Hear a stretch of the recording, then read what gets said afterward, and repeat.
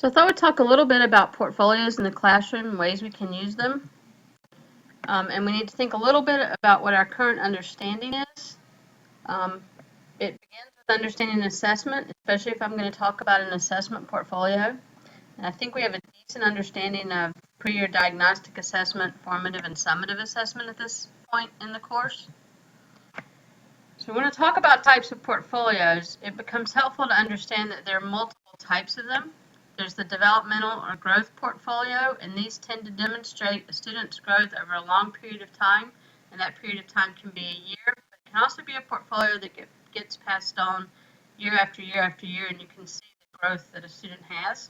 Then there are assessment portfolios, and since this is a course on assessment, that's the type that we're perhaps most interested in. They demonstrate students' competence and skills as they grow within a course. They have to have really good standards and learning objectives or benchmarks so that you're definitely measuring progress against a goal that's well known. And it does involve a lot of formative assessment and a lot of feedback as students progress and try to demonstrate that they have mastery of something. Then there are showcase portfolios. These are the types of portfolios, a lot of times we think about them as art portfolios. Or we think about them as, here's a graduation portfolio and it shows my leadership, and my character, and my athletic endeavors, and something I might turn into college counseling or college at some point to show what I'm capable of doing. Many portfolios you'll find are actually hybrid portfolios. They use multiple aspects. An assessment portfolio might have granular permissions on pages and actually serve as also a showcase portfolio by once the assessments are final and you're proud of them, you can't do those anymore, so it's kind of a hybrid scenario. Okay, this is just a quote from Helen Barrett, who's kind of a premier expert on portfolios in general. So why portfolios? Well, I'm not going to read these to you. I'll let you read them to yourself, and this is posted so you can come back to it lately. It does tend to be a good way to highlight learning and to look at the process of learning, and it's also a great way to give feedback. It's also a good way to demonstrate how students are learning and what your program looks like by having the outcomes well documented in a portfolio. We are finding the use of portfolios to also force differentiation a little bit. Students can choose the objects and artifacts that they want to put in their portfolio, and we can also suggest to them that they do this assignment to show they've mastered a certain goal. Give some of our brighter kids maybe things that challenge and stretch them. There are 4 key pillars of lifelong learning. This is some work out of the Australian universities that kind of form a framework for thinking about portfolios. A lifelong learner, you have to be aware of what you need to know or don't know. That you have to also manage it, and you have to plan for your learning. And you have to understand how you learn. And one thing about the portfolio is that it should have a reflective piece. And you also have to evaluate your learning, and it's kind of a cycle of going around and figuring out what you need to know, how you're coming along with certain goals, and that tends to form a backdrop of a successful portfolio. Okay.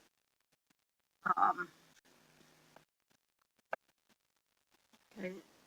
Zipa Zaretta did some work on learning portfolios and looks at them as having being composed of 3 basic components: the reflective piece, the documentation piece, and then also collaboration. That collaboration is with peer reviewers or teachers reviewing.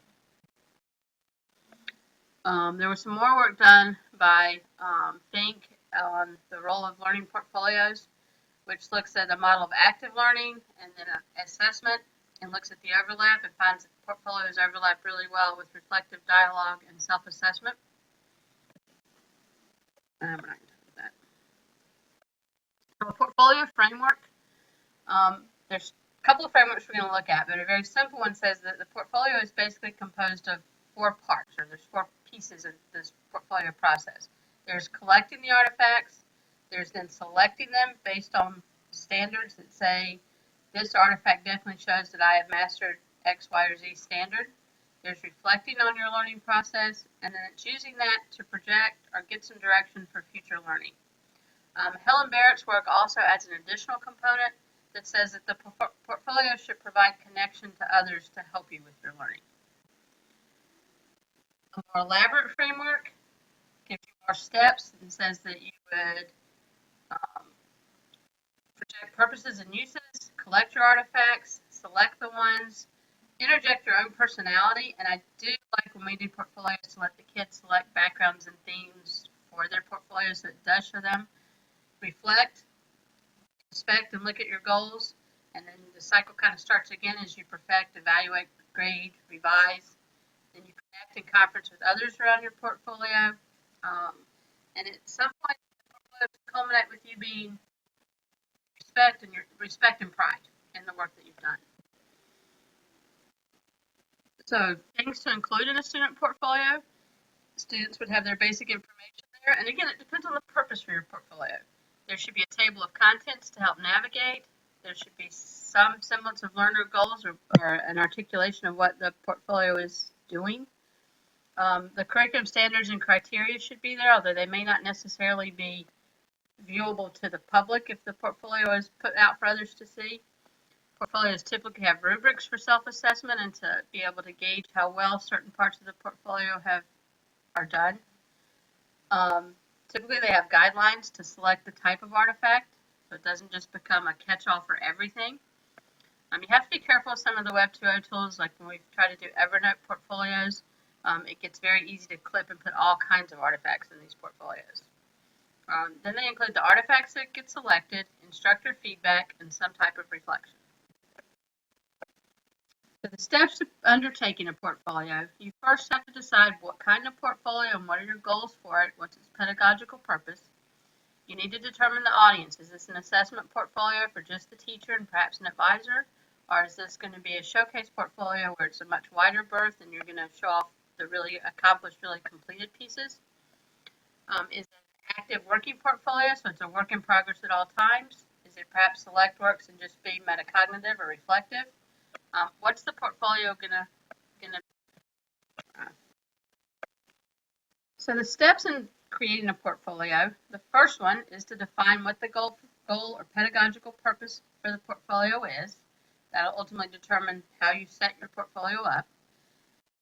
You determine the audience. Is the audience just my teacher, perhaps a teacher, an advisor, a librarian, or is it a showcase type portfolio and I'm going to be sharing with a much wider body and want it to have a much more aesthetically pleasing appearance? After you've decided your purpose, who your audience is, the tool that you're going to use, then you need to go into an active working portfolio stage where you're collecting artifacts, putting them in, trying to demonstrate that you've mastered certain competencies if it's an assessment portfolio, or that you've got artifacts that you want to show if it's an art portfolio or a showcase portfolio. Once you've got your artifacts in, and this can be a cyclical process, you hit a reflective stage. You should think to yourself and note why you've chosen those pieces, what that demonstrates, and where it puts you on the learning continuum. After the metacognitive stage, that's frequently that you enter a stage of peer review, connection.